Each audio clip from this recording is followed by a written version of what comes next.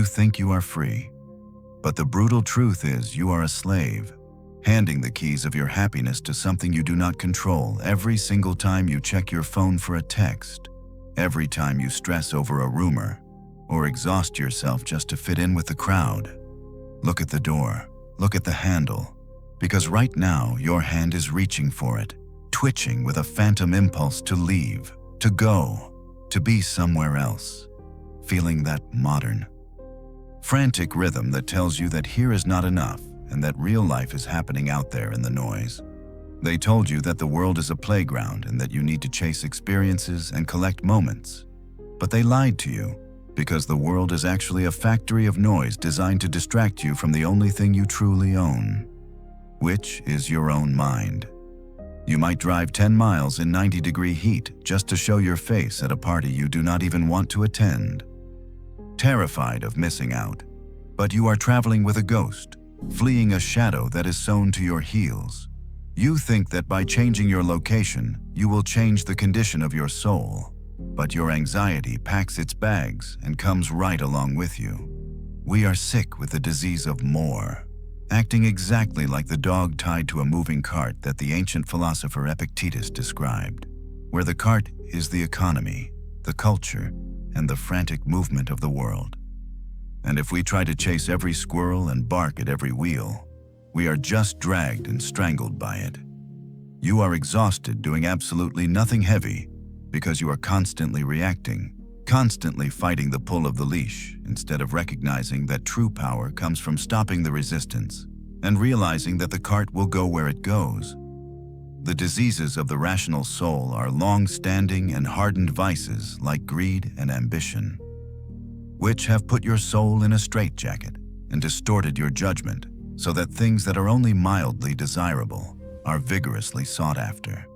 This is why staying home, truly locking the door and turning around to finally face the stranger in the mirror, is the most terrifying and heroic act you can commit. It is not a retreat from life, but an advance upon yourself, an opportunity to build what the Roman Emperor Marcus Aurelius called the inner citadel. Marcus Aurelius did not live in a peaceful monastery. He ruled an empire cracking apart and lived in a tent on muddy frontiers surrounded by war and plague. Yet he found a way to stay home even on the battlefield by retiring into himself. He realized that men seek retreats for themselves in country houses or mountains, but that this is the mark of common men, because it is in your power whenever you choose to retire into yourself and find perfect tranquility. You possess a fortress that cannot be breached by the economy, the opinions of others, or the loss of your job. But you have left the drawbridge down and let the enemy of noise and distraction set up camp in your sanctuary. Staying home is the act of raising that drawbridge through vigilant attention, limiting the inputs and silencing the cacophony. At first, sitting in your chair and looking at the wall without reacting will feel like hell, because your ego will scream that you are missing out, showing you images of the life you supposedly should be living. But this is just the withdrawal symptom of a soul addicted to externals. You must treat philosophy not as a parlor trick made for show, but as the medicine of the soul that shapes and builds up your inner strength, steering your course as you vacillate in uncertainties. If you want to stop being a slave to your own desires and the opinions of people you do not even like, you must sever the strings that pull your mind like a puppet. Every time you feel the urge to explain yourself to people who misunderstand you, recognize that it is just the dog barking at the wind. A podium and a prison are just places, one high and the other low. But in either place, your freedom of choice can be maintained if you choose to build your citadel. Retreat into yourself, because no one can rob you of your inner freedom unless you hand it over willingly. And the moment you decide to stay home and practice this stillness, you stop gambling your peace on things not in your power and finally become the master of your own unbreakable mind. Once you have raised the drawbridge and stepped inside this inner citadel, you might wonder what comes next. You do not just sit there in the silence, staring at the walls until you go crazy. You begin the real work. You cultivate your mind like a garden that has been overrun by the weeds of envy, the weeds of fear, and the weeds of other people's opinions. For years, you have let those weeds choke your potential. Now, it is time to pull them out by the roots. The first tool you must use is what the ancient philosopher Epictetus called the dichotomy of control. Look around your life and divide everything into two distinct piles. In one pile, place the things that are entirely in your power, your opinions, your aims, your desires, and your aversions. In the other pile, throw everything that is not in your power: the stock market, the weather, the opinions of your co-workers, your reputation, and the number of likes you get on a screen. Everything in that second pile is not yours. It is on loan. It is dust. When you go out into the world unprepared, you are handing the keys of your happiness to a traffic jam on the highway, to a rude waiter, or to a rainy day, making yourself a slave to circumstance. But inside your citadel, you are the master. You stop gambling your peace on things you cannot control. As you sit there, an impulse might strike you. A thought whispers that you are lonely, that you are missing out on a grand party 10 miles away. Stop right there. The Stoics call this the discipline of assent. You must test that thought. You realize that being alone is a physical fact, but loneliness is just a story you tell yourself about that fact. Strip the false story away. You are just a human being breathing in a room, and that is absolutely enough. This room becomes your laboratory. Here, you practice the premeditation of adversity. Close your eyes and imagine the worst has happened. Imagine the economy has crashed. Imagine you have lost your job. Imagine your reputation is destroyed. Look right into the abyss and do not flinch. Seneca, the wealthiest man in Rome, practiced poverty to remind himself that he could survive it. In the safety of your home, you are inoculating yourself against the poison of the world. You realize that even if the worst happens, you would still be here. You would still have your mind and your capacity for virtue. When you open your eyes, the room feels warmer, the coffee tastes better, and the silence is no longer empty, but full of immense relief. You have looked into the depths and realized that you know how to swim. Next, you must practice the view from above, which was the favorite exercise of the Roman Emperor Marcus Aurelius. From your chair, zoom out, see your house, see your city, see the continent, and see this little blue marble floating in the infinite black ink of space. Look at the billions of humans scrambling on the surface like ants, fighting their petty wars, panicking over rumors, desperate to be remembered. How small it all is. A little while and you are dead, and there is an end to it all. This should not depress you, it should liberate you. If everything is so small, why are you so anxious? Why are you so desperate to impress people you do not even like? Staying home is the ultimate act of defiance against the absurdity of the rat race. You learn the terrifying power of saying no to almost everything. You purge those toxic relationships that drain your energy, realizing that you do not need to attend every gathering or respond to every notification that tries to steal your attention. Every time you say no to the noise, you say yes to your own freedom.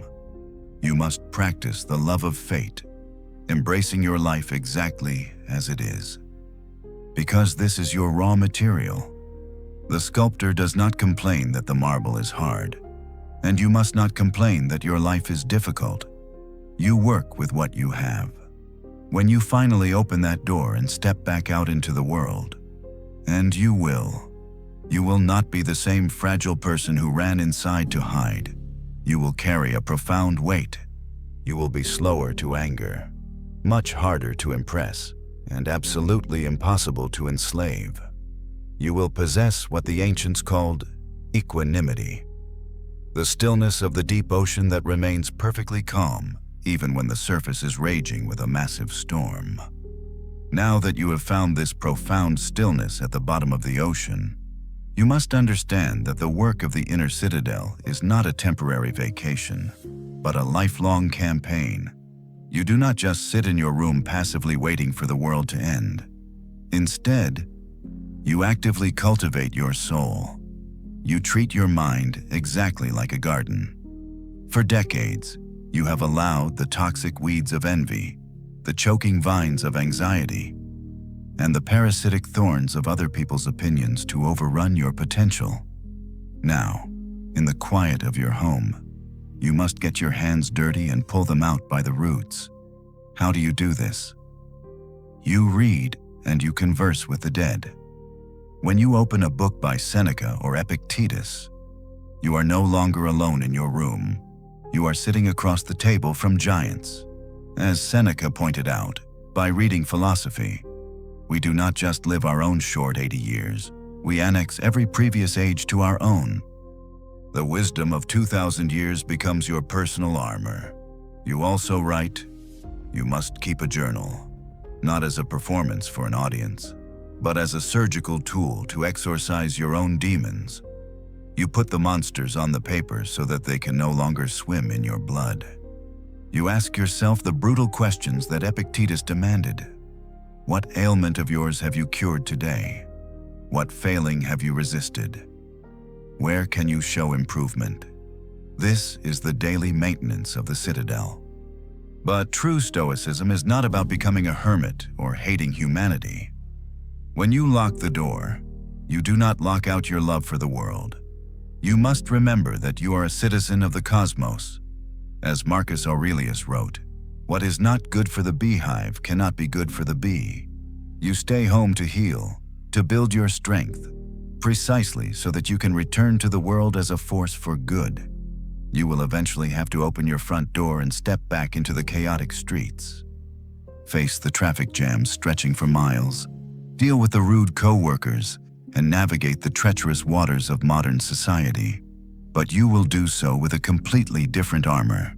You will no longer be a slave to their validation.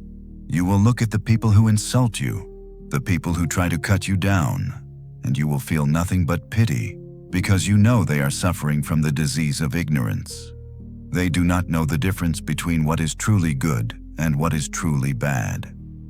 You will meet their anger with absolute gentleness, because your inner fortress is completely secure. You will not be shaken if the stock market drops 500 points, or if the temperature outside climbs to 100 degrees, or if a rumor is spread about you, because you have already practiced the premeditation of adversity, and you know that none of these things touch your true self. Your happiness is no longer tied to external events, but to your own virtuous actions. You have learned to love your fate, to embrace every single thing that happens as if it were specifically chosen for you by the universe. The sculptor does not complain that the marble is hard, and the carpenter does not complain that the wood is rough. They work with what they have, and your life is your raw material. This is the ultimate freedom. It is the freedom from fear, the freedom from desire, and the freedom from the crippling need to fit in. You are no longer running a frantic race against anyone else. You have stepped off the track entirely. So, here is the challenge for you. For the next 24 hours, I want you to try this ancient secret. Stay home, disconnect your telephone, turn off the television, raise the drawbridge to your inner citadel, and shut out the deafening noise of the world. Do not react to the phantom impulses telling you that you are missing out on something important. Sit in the silence and face the stranger in the mirror. Ask yourself who you really are when nobody is watching. Strip away the titles, the designer clothes, and the social media profiles. If you can endure the initial discomfort, if you can sit with yourself and pull out the weeds of your insecurities, you will discover a spring of unbreakable power deep within you. You will realize that you have always held the keys to your own freedom, and that the greatest and most heroic journey you can ever take does not require an airplane ticket, a passport, or a single gallon of gasoline. It only requires you to turn around, walk into your own room, and finally come home to yourself. When you finally step out of your room after those 24 hours of profound stillness. The real test begins. You have built the walls of your inner citadel, but now you must defend them against the relentless siege of everyday life. You will drive down the highway, and someone will cut you off in traffic. You will walk into your office and encounter the ungrateful coworker, the arrogant boss, the deceitful friend. In the past, these encounters would have hijacked your nervous system. You would have let their actions dictate your emotional state, handing them the remote control to your happiness. But today, you are armed with the discipline of action and the discipline of assent. Marcus Aurelius, an emperor who dealt with the most treacherous and corrupt politicians in the Roman Empire, started his mornings by telling himself that he would inevitably meet busybodies, ingrates, and arrogant people. He prepared himself mentally so that he would never be shocked. He knew that these people acted this way because they could not tell the difference between what is truly good and what is truly bad. They are sick with the disease of ignorance, but you are healthy. You realize that their actions are entirely outside of your control, and therefore, they mean absolutely nothing to you. You do not demand that the world be perfectly polite and orderly, because demanding that the world bend to your expectations is a recipe for endless misery. Instead, you operate with what the ancient Stoics called the reserve clause. You set out to do your job, to be a good friend, to build a business, but you always add a silent condition. You say to yourself, I will do this, if nothing prevents me. You make your plans, but you do not attach your identity or your peace of mind to the outcome. If a massive storm ruins your property, or if the stock market crashes and wipes out your investments, or if someone betrays your trust, you do not throw a tantrum like a child. You accept it. You look the obstacle right in the face and you turn it upside down. The Stoics teach us that the impediment to action advances action, and what stands in the way becomes the way. If a coworker is rude to you, that is no longer a disaster. It is a perfectly customized training opportunity for you to practice the virtue of patience. If you lose your job, it is an opportunity to practice resilience and to pivot in a new direction. You treat every single difficulty as raw material for your own growth. A small fire is easily extinguished by a gust of wind or a handful of dirt.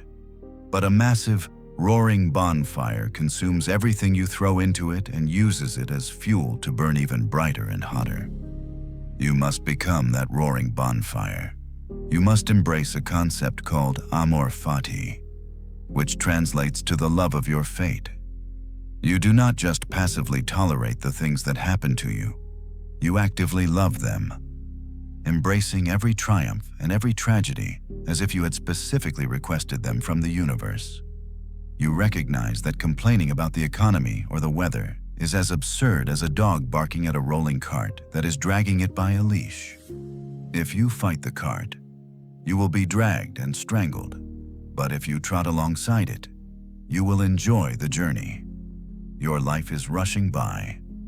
Remember that you are a mortal creature, and every single day you are dying just a little bit more. The time you have left is incredibly brief, a mere dot in the infinite expanse of time and space. Do not waste another second being dragged around by the opinions of people who are also going to be completely forgotten in 100 years. You have the power right now to strip away the false stories you tell yourself, to stop being a slave to your desires, and to realize that true happiness does not require $1 million or a mansion in the mountains. It only requires a mind that is entirely in your own control, a mind that looks at the chaotic world and says, I am ready for whatever you have to give me, because I am the absolute master of my own unbreakable inner citadel. You have built your fortress and you have learned to love your fate, but do not make the mistake of thinking this profound resilience makes you cold, isolated, or utterly detached from the human race. The ancient philosopher Marcus Aurelius reminds us that what is not good for the beehive cannot be good for the bee. You did not build this inner citadel to hide from humanity, but to serve it without being destroyed by it. when you step out of your sanctuary and do a good deed, when you help a coworker, or when you sacrifice your own comfort for a friend. What do you expect in return? Do you wait for a thank you? Do you keep a ledger of favors, waiting for the exact moment to collect your debt? That is the disease of a transactional mind, a mind that is still a slave to external validation. The true Stoic acts like a vine producing a cluster of grapes, or a bee making honey, or a horse finishing a race. Once they have performed their natural function, they do not shout from the rooftops asking for applause or recognition. They simply move on to the next deed, just as the vine will produce another bunch of grapes when the right season arrives. You must do the right thing simply because it is the right thing to do. If you expect gratitude, you are handing the keys to your happiness right back to the chaotic world, setting yourself up for bitter disappointment when people inevitably fail you. You must realize that we are all woven together in a massive, interconnected web of mutual interdependence. When you harbor anger or harm another person, you are only harming yourself and poisoning your own character. When you do good to another person, you are doing good to yourself, because the reward for a virtuous action is the simple fact of having performed it. And while you are out there in the world, navigating the treacherous waters of ambition, greed, and corporate ladders, you must radically redefine what true wealth really means. Modern society will constantly scream at you that success is a mansion, a $10,000 watch, or a bank account bursting with cash. But Seneca, who was one of the wealthiest men in the entire Roman Empire, warned that luxury requires 1,000 miseries and anxieties to maintain. People exhaust their adrenal glands and sacrifice their peace of mind just to buy things they do not need to impress people they do not even like. True wealth is not having a massive amount of money. True wealth is needing absolutely nothing. When you desire nothing from the outside world, you become completely invincible. If you lose your entire fortune tomorrow, you will recognize that you have lost absolutely nothing of true value, because those external possessions were just borrowed material anyway. You will adapt, you will survive, and you will remain fundamentally untouched. If ignorant people mock you or try to bring you down, you will look at them with genuine pity rather than anger, knowing they are acting out of a deep sickness of the soul and a complete blindness to what is truly good. You have learned to find joy not in the fleeting, hollow pleasures of a crowded room or the bottom of a bottle, but in the quiet, steady rhythm of your own reasoned choices. You possess an unbreakable tranquility because your happiness is no longer tied to anything outside of your own physical skin.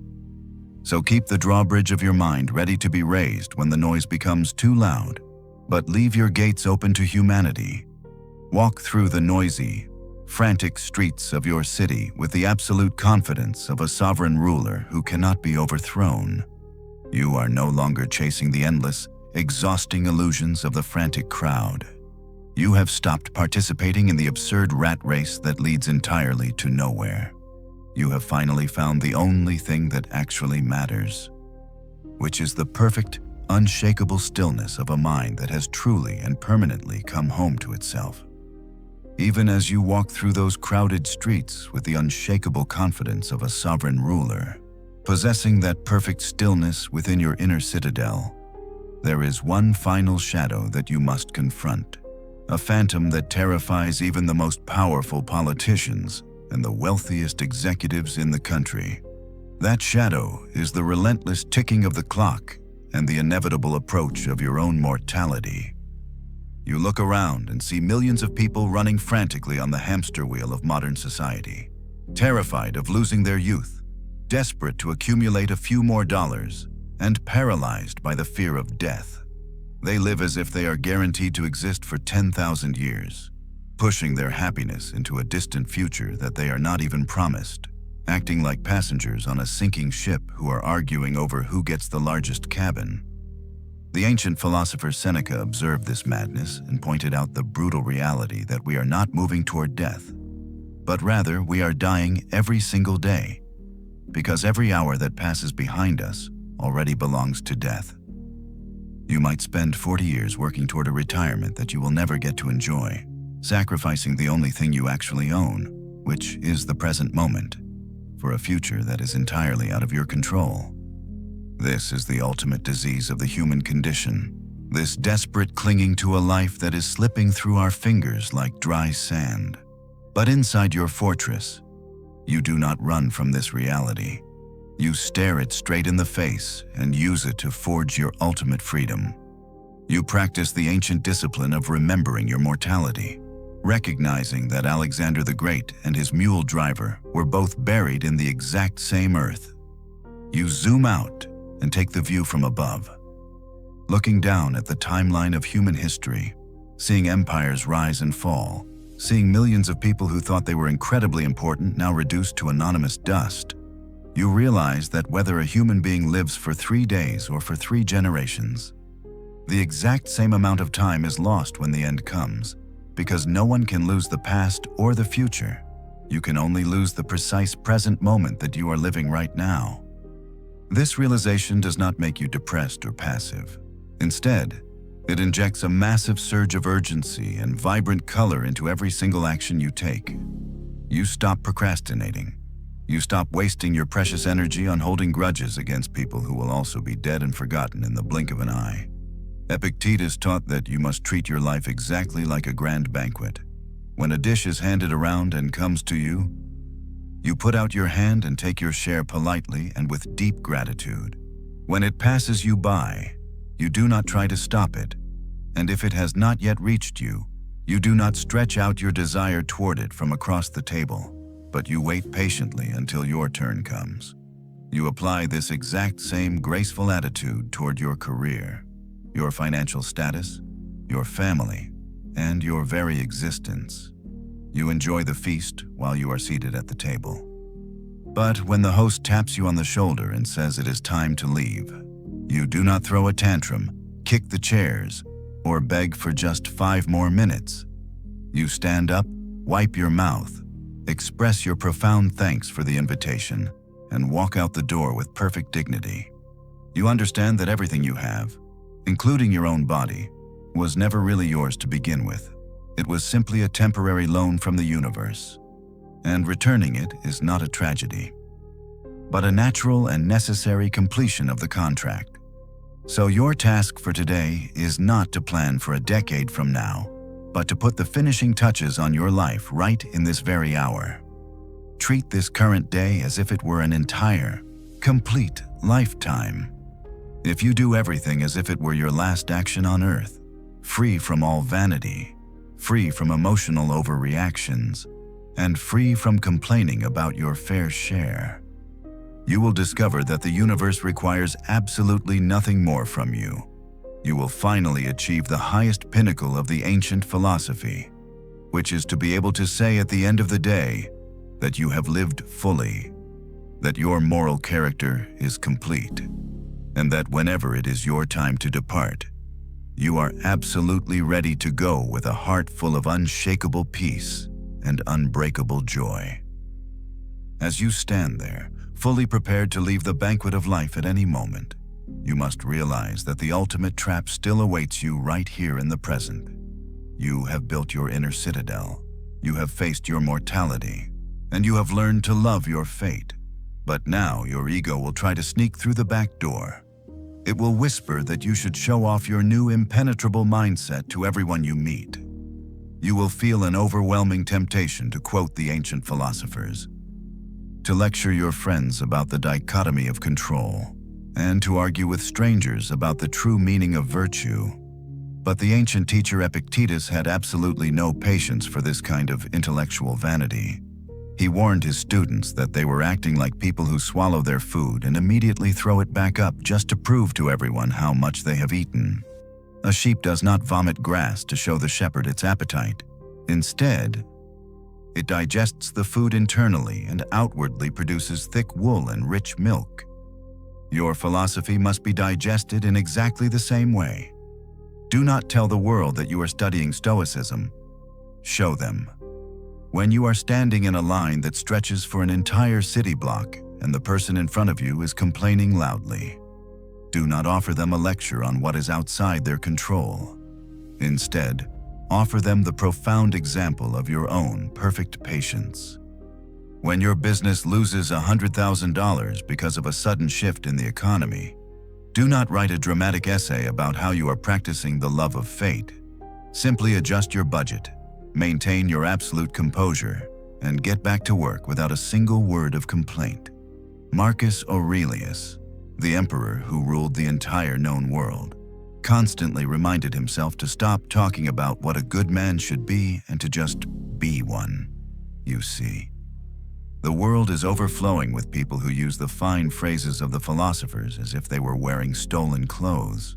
They can recite the theories perfectly, but the moment they encounter a minor inconvenience, a traffic jam, or a harsh criticism, their theoretical armor shatters into a million pieces. They are readers of books, not masters of life. The true work of the inner citadel is not an academic exercise. It is the brutal, sweaty, and glorious arena of real human existence. You are not training to be a scholar. You are training to be an invincible athlete of the mind. You must realize that true wisdom does not need a megaphone, because a quiet mind speaks volumes through its actions. If you want to know if you are truly making progress, look at your daily habits. Are you slower to anger? Are you faster to forgive? Are you completely indifferent to the designer clothes, the luxury cars, and the shallow status symbols that the masses are desperately chasing? When someone insults you, do you feel a quiet sense of pity for their ignorance rather than a burning desire to strike back? These are the real metrics of success.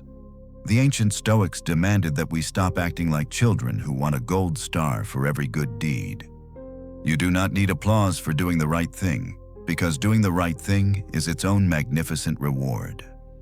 From this day forward, you must treat your philosophy as your own private sanctuary. You do not need to explain yourself to the crowd, because the crowd will never understand the profound freedom you have discovered. Let them chase their illusions. Let them exhaust themselves running in the endless rat race. You have stepped off the track.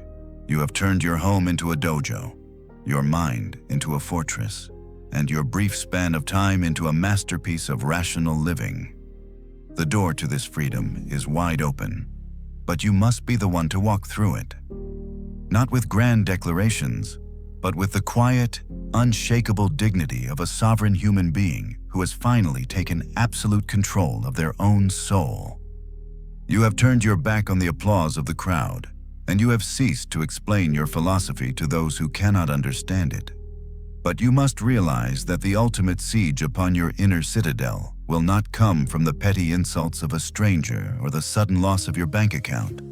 The most terrifying test of your fortress will come from the very physical shell that you inhabit and the fragile mortal bonds that you hold dear. You will eventually face the brutal reality of physical pain, disease, and the devastating loss of the people you love. When the doctor gives you a grim diagnosis, or when your joints ache with the bitter cold of winter, or when the universe suddenly snatches away a family member, the ordinary person collapses into complete despair. They wail and scream that the world is unfair. They curse the heavens, and they allow their minds to be entirely crushed by the suffering of their flesh or their circumstances. They act as if they were promised a life completely free from the natural laws of decay and death. But inside your sanctuary, you must apply the most advanced discipline of your training. You must remember the profound teaching of the slave-turned-philosopher Epictetus, who declared that sickness is an impediment to the body. But it is absolutely never an impediment to your faculty of choice, unless your choice itself pleases to make it so. Your body is not you. It is merely a temporary rented cottage, a handful of clay and dust that has been molded together for a brief span of time. When sickness strikes, you do not throw a tantrum. You look at the illness and you recognize that it cannot touch your guiding principle.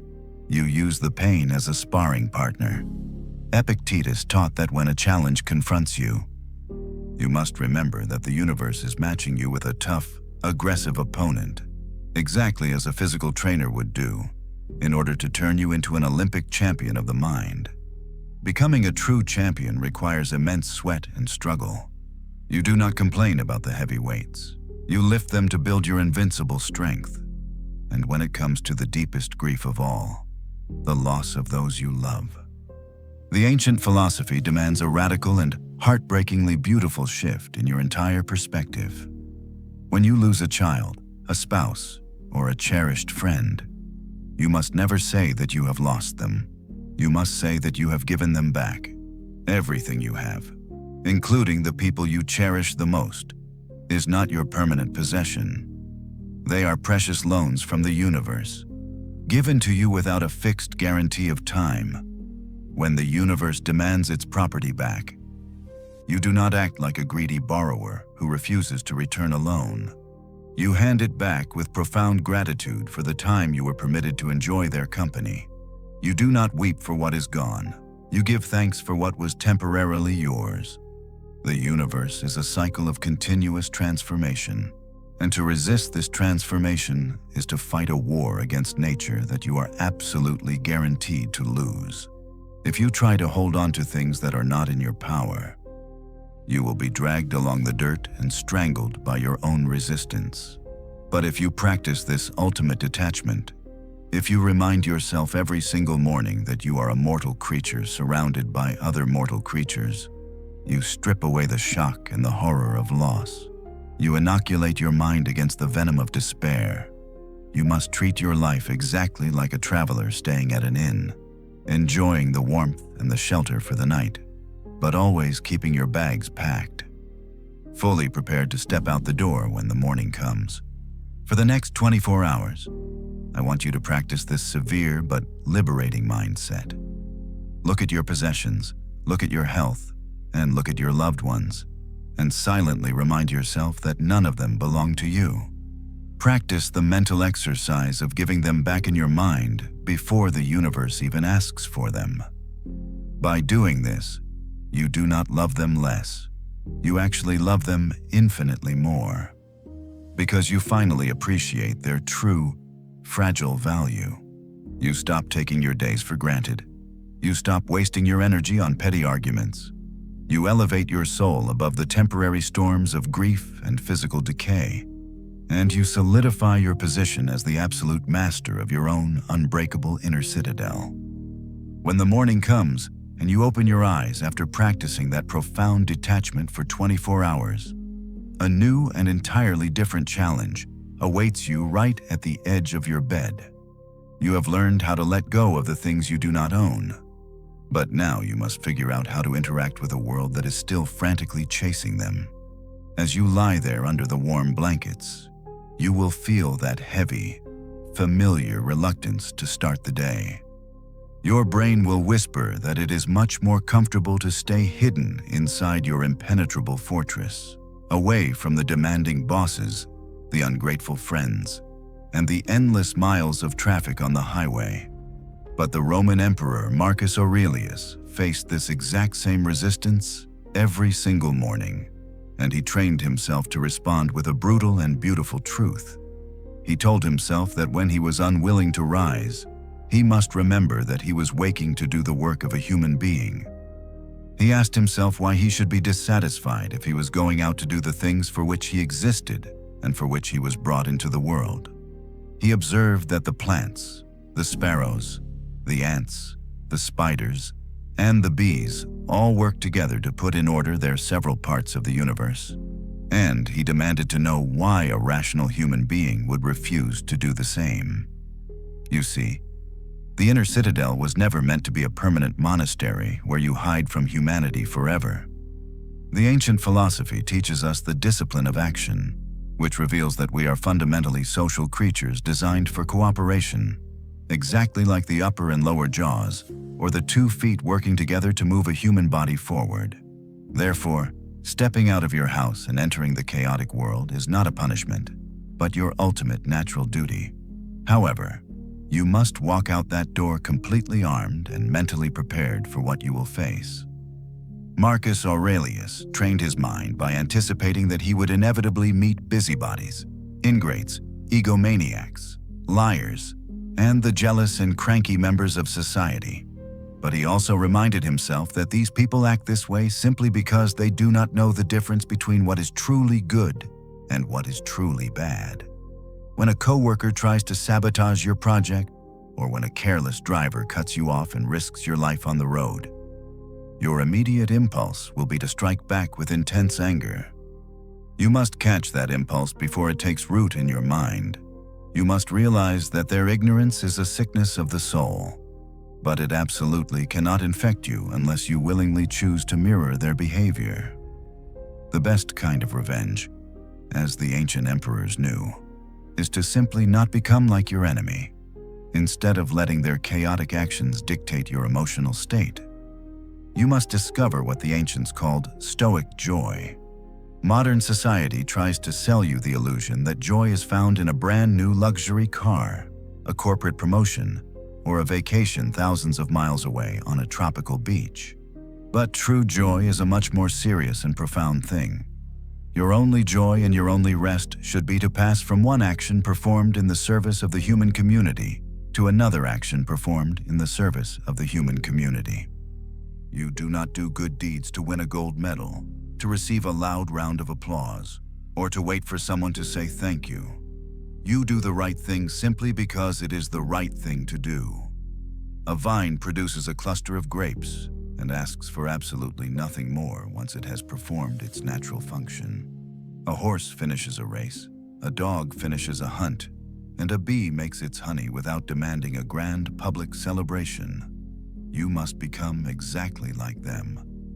You must do good almost unconsciously, passing immediately to the next virtuous action without keeping a running ledger of your favors.